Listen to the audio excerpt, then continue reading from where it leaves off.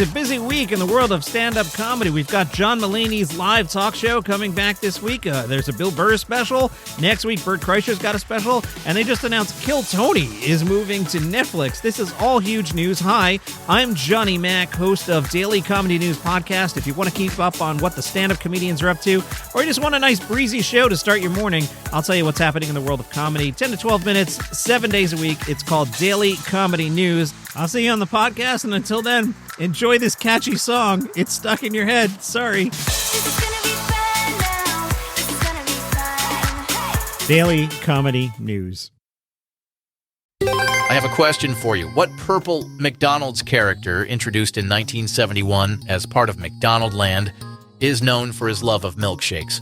Hi, I'm Mark Ellison, host of the podcast 5 Daily Trivia Questions.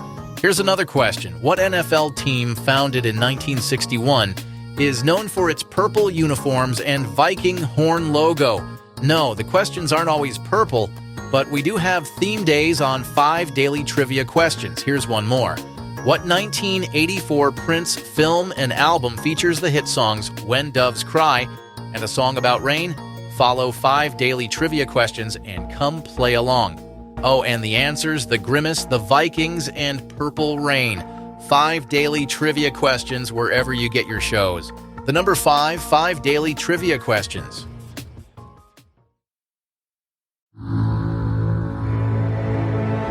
Calaroga Shark Media. From Ireland, new home of Rosie O'Donnell, this is Ballad. Hey, I'll give Rosie one thing. At least one celebrity actually did it. Also, who cares? Let's hit this. So Rosie O'Donnell has moved to Ireland. That's right. The Flintstones star has officially yabba-dabba-dooed her way across the Atlantic. And the MAGA crowd couldn't be happier if they were getting free red hats at a monster truck rally.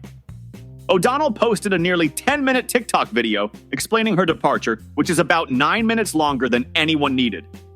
She said she left in January with her 12-year-old child, conveniently right around the time a certain someone was being inaugurated. What timing? She didn't name names in her video. Very subtle, Rosie. She said, "When it is safe for all citizens to have equal rights there in America, that's when we will consider coming back." I'm no detective, but I think she might be referring to Trump. Just a hunch. The comedian also encouraged Americans to stand up, use their voice, protest, demand that we follow the Constitution in our country and not a king, not a man. Because nothing says I'm committed to fighting for change like moving 4,000 miles away.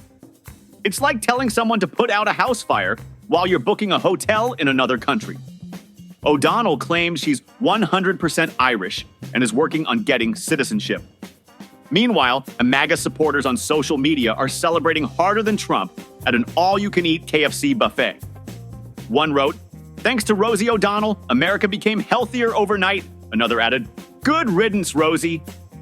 She joins other celebrities who threatened to leave if Trump won, like Barbra Streisand, Cher, and Sharon Stone. Though so far, Rosie seems to be one of the few who actually followed through. It's almost as if celebrities say things they don't mean. Shocking. Trump turned the White House lawn into a Tesla showroom this week. That's right. The president decided to transform the historic South Lawn into a car dealership because nothing screams dignified presidency like haggling over extended warranties on government property.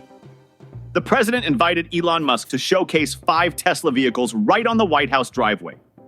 Trump especially praised the Cybertruck, saying, "As soon as I saw it, I said, that is the coolest design." You know what else has a cool design? The Constitution. But I guess we're not showcasing that these days. Trump promised to buy a red Model S, which costs $73,490. That's quite a splurge for someone who hasn't bought a new car in a long time. I haven't bought socks in a long time either, but I'm not inviting Hanes executives to the White House. Remember when Trump railed against electric vehicles during his campaign? Well, apparently, friendship with Elon trumps consistency. He's like that friend who swore they'd never join TikTok, and then suddenly they're doing dance challenges with teenagers. Senator Chris Murphy called this corruption, but Trump insists he's just supporting a great American company.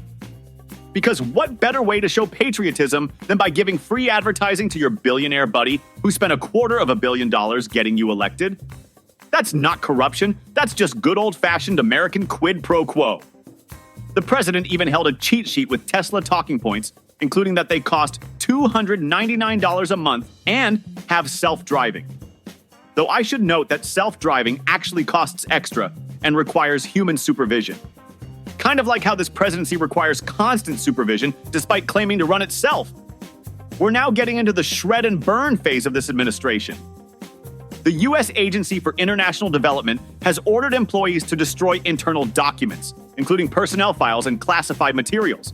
Nothing says totally legitimate government operations like frantically feeding papers into shredders. According to an email obtained by the Washington Post, a senior U.S. aid official instructed employees to shred or burn documents at the organization's Washington headquarters. The campaign is being championed by everyone's favorite billionaire advisor, Elon Musk, who has called the organization a criminal organization without actually providing any evidence of widespread criminal activity. Representative Gregory Meeks said haphazardly shredding and burning USAID documents and personnel files seems like a great way to get rid of evidence of wrongdoing when you're illegally dismantling the agency. The Trump administration is also setting its sights on art. That's right, the future of over 26,000 pieces of public artwork is in jeopardy, as the administration plans to fire workers who preserve and maintain the U.S. government's art collection, which includes pieces by renowned artists dating back to the 1850s. Fine arts and historic preservation workers at the General Services Administration told the Washington Post that at least 5 regional offices were shuttered last week, and more than half of the division's 36 staff members were abruptly put on leave pending termination. These workers are now worried about what will happen to precious artworks like Alexander Calder's 1974 Flamingo in Chicago and Michael Lance's 1942 Man Controlling Trade in Washington, D.C. And that last one is so on the nose, I wish it were a joke. The dismissal notices were brutally direct. This email serves as notice that your organizational unit is being abolished along with all positions within the unit, including yours. Nothing says you're fired like you're abolished. One worker described it as just the rug being pulled out, leaving precious artworks in limbo. For example, the 1941 Gifford Beale painting Tropical Country is currently with a conservator for restoration, but now the conservator doesn't know who to contact or whether he'll even be paid. It's like dropping your car off at the mechanic and then the entire car company disappears overnight. According to former staffers, the agency also plans to end its lease for a storage facility in Northern Virginia that holds hundreds of paintings and sculptures, including pieces from the Depression-era Works Progress Administration. These iconic New Deal artworks have been protected for decades. Artists were paid up to $42 a week in 1934, about $1,000 in today's money, to create them. The federal art collection functions like a distributed museum, with artworks spread across courthouses and office buildings nationwide. Many require frequent care, which is managed by small teams across 11 regions plus a central Washington office. This collection is managed by a staff much smaller than other American art museums. Crystal Bridges in Arkansas has a smaller collection but employs about 300 people. Some artworks are literally part of the buildings, like Ben Shah's 1942 fresco, The Meaning of Social Security, plastered onto a federal building wall in Washington. Workers wonder what will happen to these pieces if buildings are sold. Will they be jackhammered out, left to deteriorate, turned into luxury condo feature walls? Staff were told to quickly upload documents into a shared folder or risk losing the preservation history for these works. An email from the director addressed, "For everyone left."